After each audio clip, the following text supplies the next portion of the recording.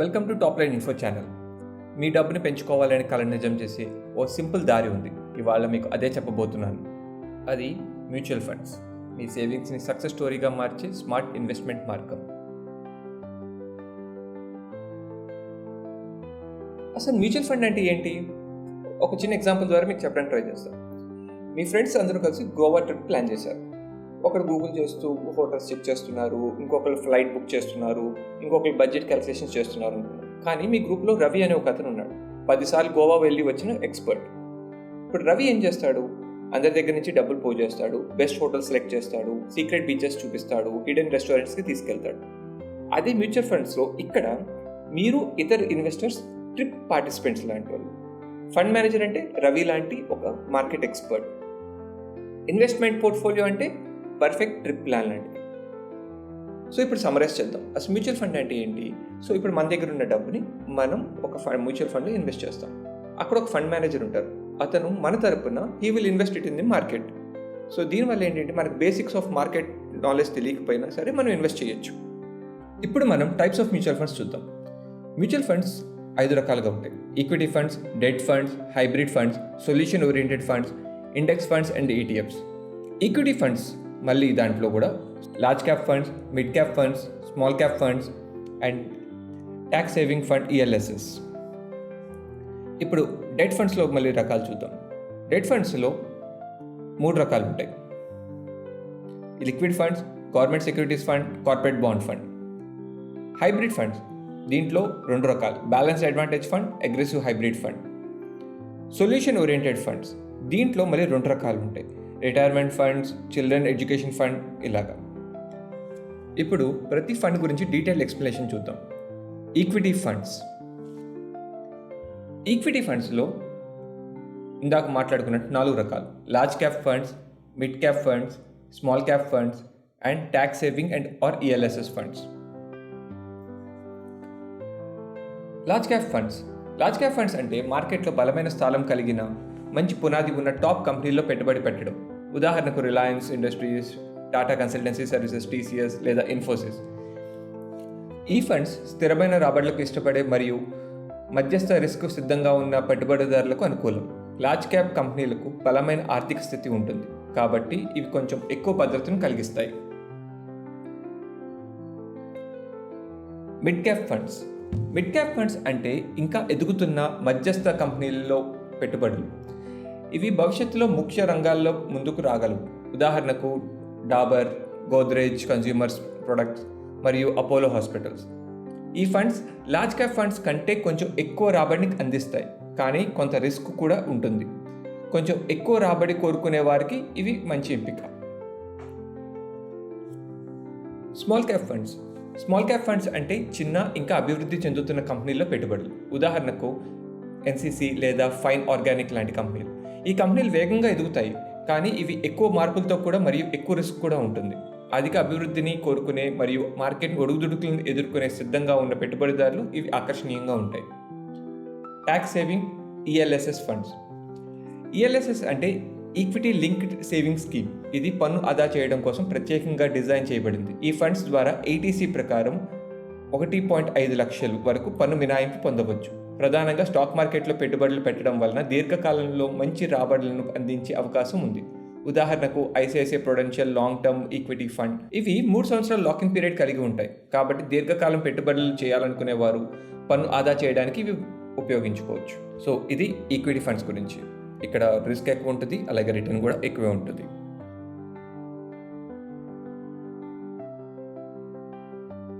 Debt funds.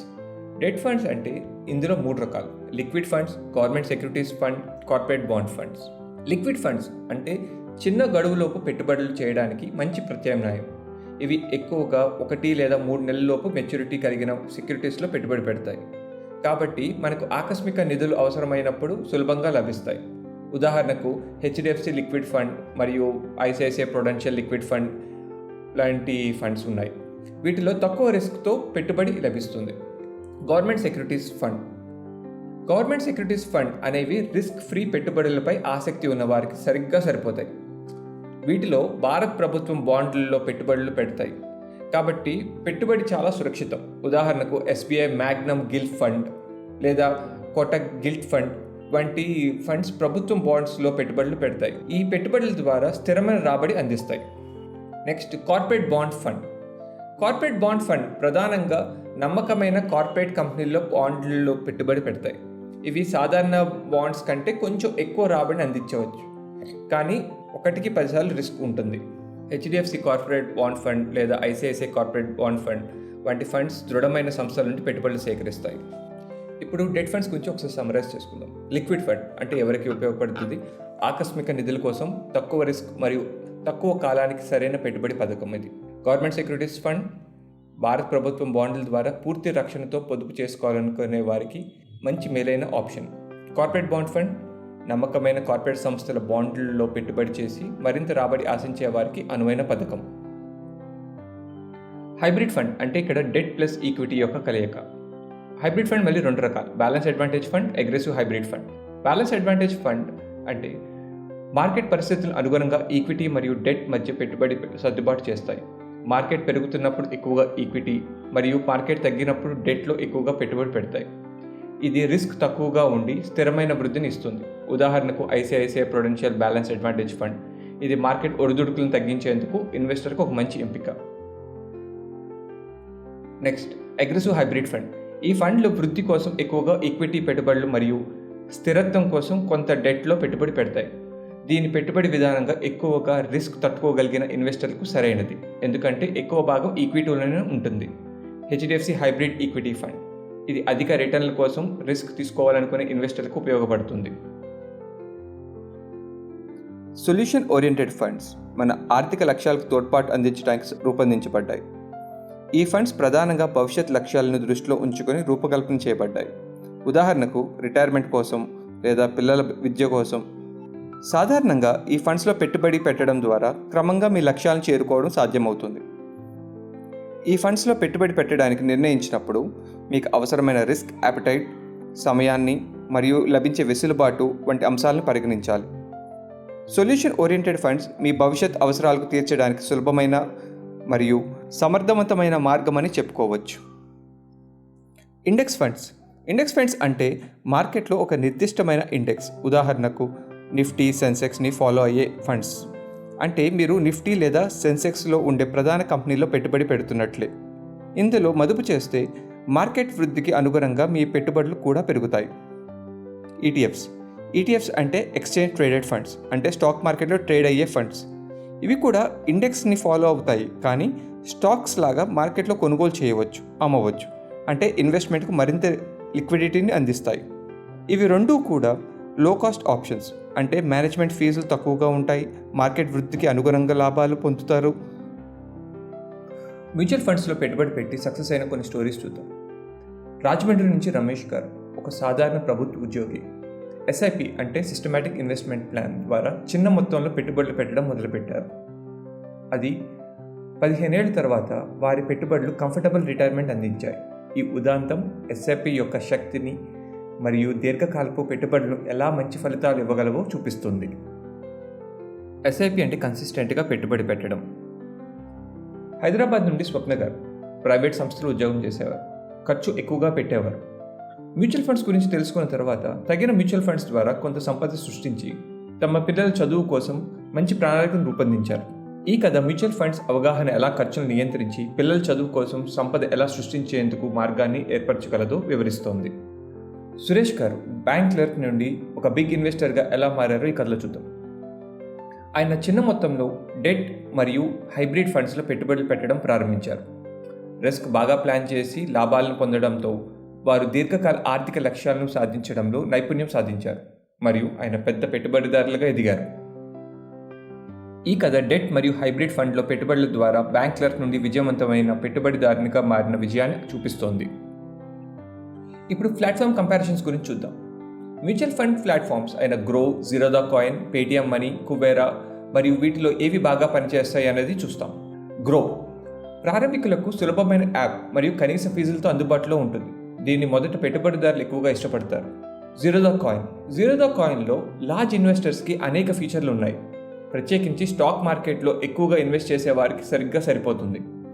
Paytm money సులభమైన యూఐతో అందరూ తేలిగ్గా ఉపయోగించగలరు. మరియు ఇది బడ్జెట్ ఫ్రెండ్లీ ప్లాట్ఫామ్ కూడా. కువేరాలో అధునాతన టూల్స్ మరియు ట్యాక్స్ హార్వెస్టింగ్ వంటి ప్రత్యేక ఫీచర్లు ఉన్నాయి.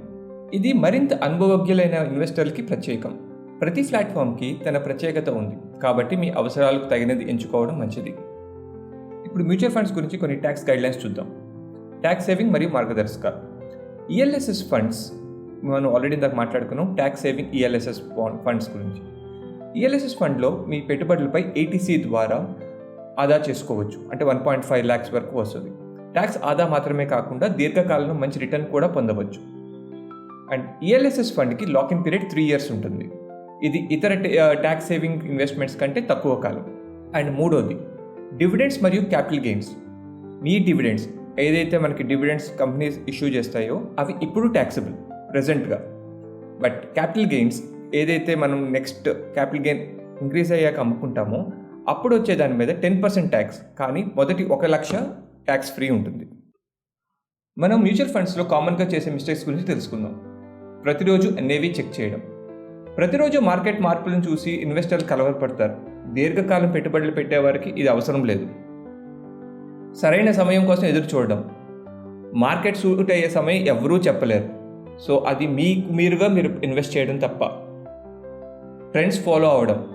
ప్రెజెంట్ ట్రెండ్స్ వల్ల పెట్టుబడి పెట్టడం, సరైన పరిశోధన లేకుండా పెట్టుబడులు పెడితే దారుణమైన ఫలితాలు వస్తాయి. సో మీరు ఒక ప్రాపర్ రీసెర్చ్ చేసుకుని అప్పుడే పెట్టుబడి పెట్టడం నేర్చుకోండి. ఇప్పుడు మ్యూచువల్ ఫండ్స్లో కొన్ని అడ్వాన్స్ టిప్స్ తెలుసుకుందాం. Portfolio rebalancing.